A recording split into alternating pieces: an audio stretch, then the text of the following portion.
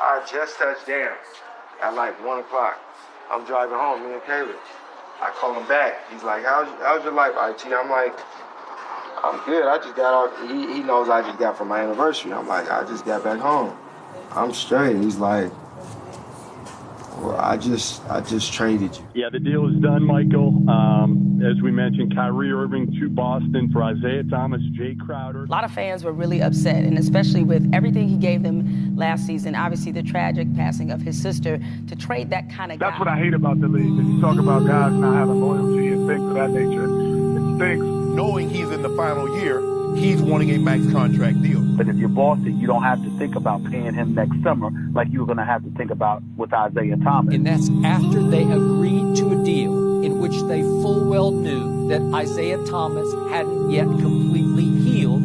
So there's no shock to this. There's no, oh my God, he can't ever play again. Courage is not in a man's skill set, yet in his soul. When you underestimate greatness, you shortchange a gift. Shift back when everyone doubted him. Now push forward when they rerouted him. He was told he was too short, not strong enough, a mere regular amongst giants. To be chosen last, number 60 in the draft, was a for show oversight on his potential. But now they see his will to survive it all as monumental. To suddenly be traded without warning, it's just business. Although betrayal happens, who are we to judge actions? Take not personal what they say about you. When they stop talking, that's when you are off your game. We are all hip to the greatest injury anyone can receive. It's not physical. So keep doubting him, for it will only provide fuel to the fire that burns in his heart. Isaiah the Great, but y'all knew that from the start. All my life, been grinding all my life. Sacrifice, hustle, pay the price. Want a slice, got to roll the dice, that's why. All my life, I've been grinding all my life. Look, all my life, been grinding all my life. Sacrifice, hustle, pay the price. Want a slice. This it right here, man. This the future, baby. This the future. Basketball is who I am, and that's what I've always done. No matter what I was going through in life, basketball was the one thing that could help me through anything I was going through. Last season, I was in the best shape of my career. I knew I was going to have a career year. I worked my butt off in the off season to be able to put myself in position to have the best season I possibly could, and that's what happened. It was a great year individually, but it was a great year for me to be able to be that franchise player and grow into a superstar that I always envisioned myself being. Thomas on the drive, pull-up jumper, it's good! Isaiah Thomas gives the Celtics the lead with 2.4 remaining. 13 fourth-quarter points. And Atlanta calls their final timeout. So many big shots.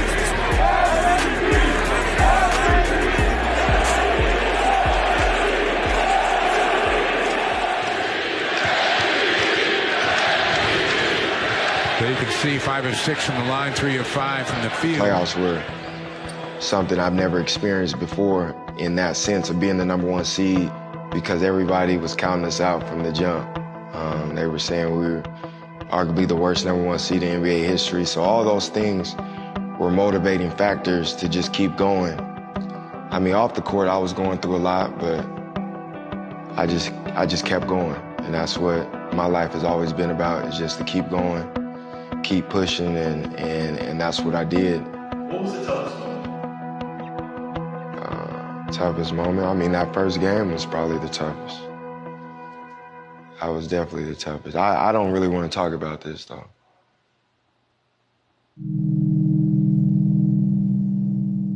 Now, on the flip side of all of this is Isaiah Thomas. He's playing with a heavy heart tonight. His younger sister passed away in a car accident Saturday morning in the state of Washington. Thomas and the family are devastated by this. He learned about the accident after practice yesterday.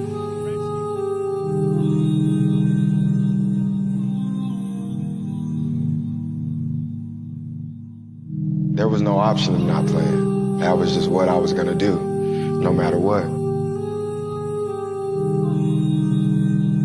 The people who helped me was my family, my parents, my close friends, the Celtics organization, Brad Stevens, coaching staff, my teammates. And so many guys reached out, Floyd Mayweather, Tom Brady, Kobe Bryant.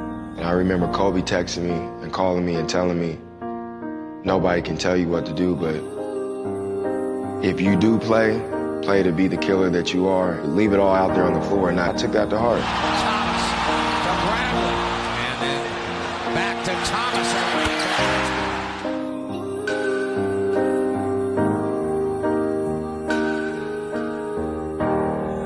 From the support of my family and my close friends, they kept me going, they kept me alive and kept me afloat through any circumstance. I've always been able to go to a gym and get my mind off things, and that was my outlet to just get my mind off whatever I was going through at that point in time.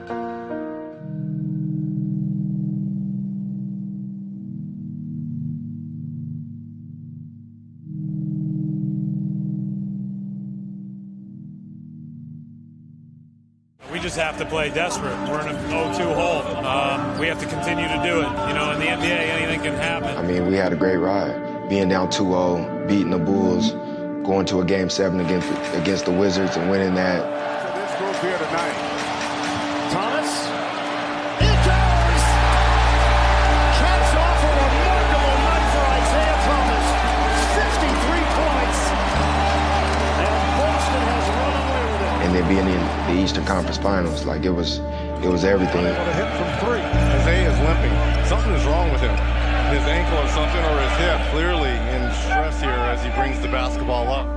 The injury happened back in March. I went in for a layup in the third quarter, and Karl Anthony Towns had fell on me. It jerked my leg a little awkward position. So from March to May, I played through it, and obviously I made it worse. In the playoffs, my hips started feeling a little different, like a little discomfort, and I played till I literally couldn't run anymore. I just wish I was able to be healthy and be able to give more, because I felt like we could have won that series. Yeah, has this time allowed you to kind of look back and put this season into perspective for you? It has. I mean, it made me look back to see how fast everything can be taken away from me. I was gonna play to the end, and I literally did that. Like, Boston's changed my career, changed my life. I would love to be here long term and win championships here, but the love and support that the city's shown me, that's gonna last forever. As you guys know, it's a business and anything can happen, and I know that, so I understand that. This is Isaiah Thomas. The things you may have read about me do not define me.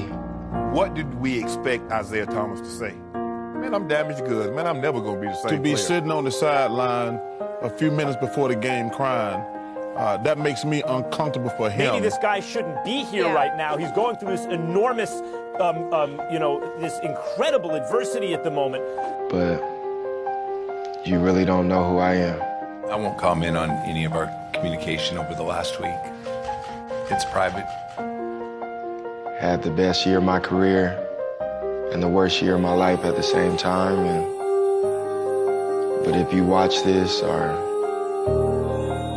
somehow look deeper into it, you can figure out who I really am. It probably is my last game.